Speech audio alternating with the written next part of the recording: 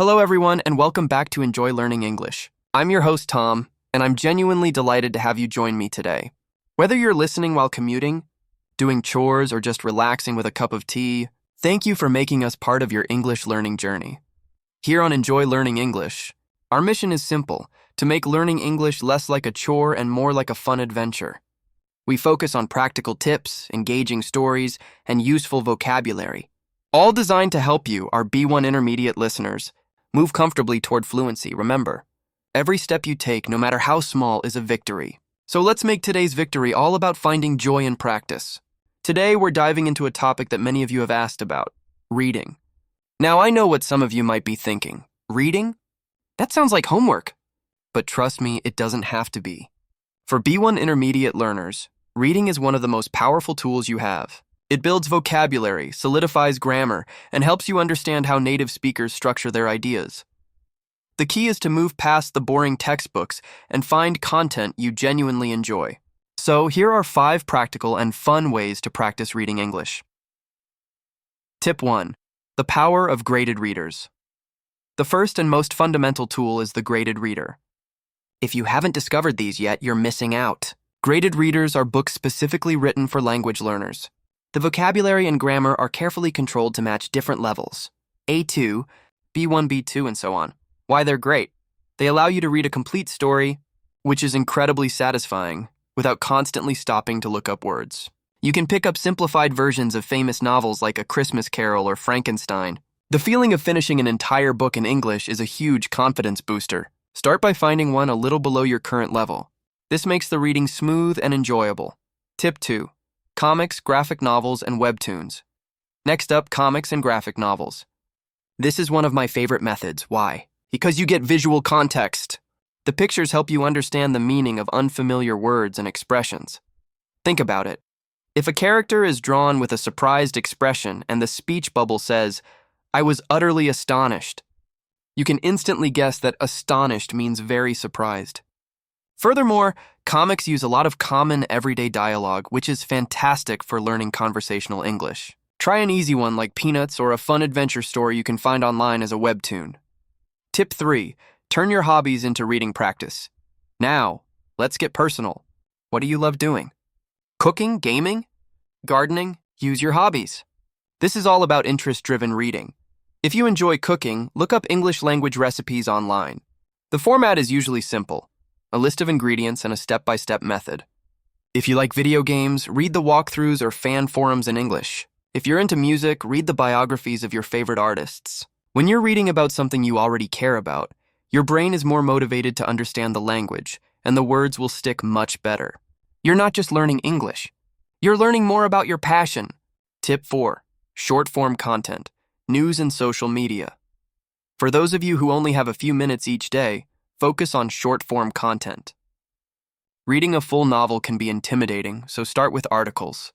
A great place to start is news sites that offer easy English sections, like Voice of America Learning English or BBC Learning English. They present current events using simpler language. Also, don't ignore social media. Follow English-speaking accounts that post short, interesting content. Reading a few Instagram captions or Twitter threads every day is a small, manageable task that adds up over time. Just make sure the content is reliable and the grammar is generally correct. Tip 5. The read and listen. Strategy. Finally, let's talk about a strategy that blends reading and listening: the read and listen strategy. This is where you find a book, a script, or an article that also has an audio version, an audiobook, or a podcast transcript. First, you listen to the section while reading along. This helps you connect the written word to the spoken sound, improving your pronunciation and listening comprehension at the same time. Next, read the section without the audio, trying to understand it on your own. Finally, listen one more time to check your understanding. This 3-step process is extremely effective for building fluency and a powerful understanding of natural rhythm and intonation. So, those are 5 fun and practical ways to upgrade your English reading practice: graded readers, comics, hobby-based reading, short-form content, and the read and listen strategy. Now that we've covered the reading strategies, let's take 5 key vocabulary words from that section and break them down. These are all excellent words for our B1 Intermediate listeners to add to their active vocabulary. Our 5 words are commuting, fundamental, context, intimidating, and motivation. Commuting. Verb noun. Meaning, the act of traveling regularly between one's home and one's place of work or study. Explanation. We often use it to talk about the time spent traveling to and from our jobs or schools.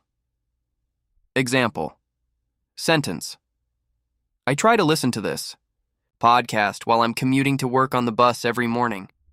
2. Fundamental. Adjective. Meaning, forming a necessary base or core.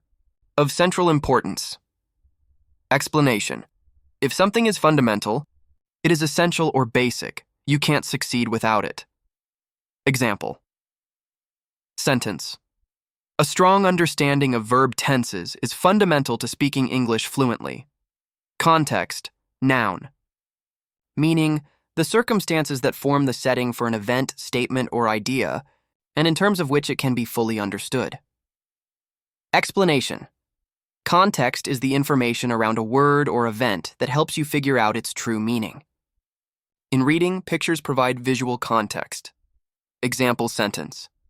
When you learn a new word, always try to learn it in context, not just as a single, isolated word. 4. Intimidating. Adjective. Meaning, making one feel nervous, frightened, or timid. Explanation. If a task is intimidating, it makes you feel afraid or worried that you won't be able to do it. Example. Sentence. Reading a 500-page academic book in English feels a bit intimidating, so I'll start with a short article instead. Motivation. Noun. Meaning, the reason or reasons one has for acting or behaving in a particular way. Explanation. It's your desire or willingness to do something. If you have high motivation, you want to work hard and reach your goal. Example. Sentence. Finding fun ways to practice reading is the key to maintaining your motivation over many months. Now, let's bring those 5 words to life by connecting them in a very short story. This is a great way to help you remember the new words and see how they are used together naturally. This is the story of a woman named Ilara. Ilara often felt a sense of dread as she started her day. The worst part was her long commuting time, an hour packed on a noisy train before she even got to the office. She wanted to learn a new skill, but the thought of starting something complicated, like advanced programming, felt completely intimidating. She knew that good planning was fundamental to success, so she decided to start small. Her main problem was a lack of motivation. She just wasn't excited about any of the textbooks she owned. One afternoon, a friend suggested she download a webtoon comic about space exploration. Ilara loved space.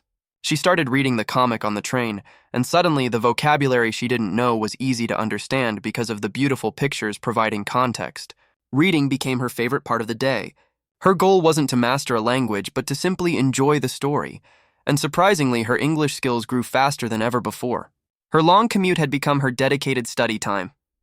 See how those words, commuting, intimidating, fundamental, motivation, and context, all fit together? You can use this same technique. Take 5 new words and challenge yourself to write, or tell a short story to a friend, and that brings us to the end of today's episode of Enjoy Learning English. I sincerely hope that these 5 fun strategies have given you some fresh ideas for your reading practice. Remember, the goal isn't to read perfectly. The goal is to read consistently and to enjoy the process. Start small, choose content you love, and before you know it, you'll be reading complex articles and novels with ease. Don't forget to review our 5 vocabulary words. Commuting, fundamental, context, intimidating, and motivation. Try to use at least one of them in a sentence today. Thank you so much for joining me, Tom, on this learning adventure. You can find all the tips and the vocabulary list for this episode in the show notes.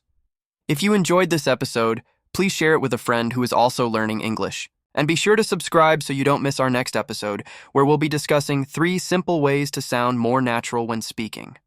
Until next time, keep practicing, keep enjoying, and keep learning. Goodbye for now.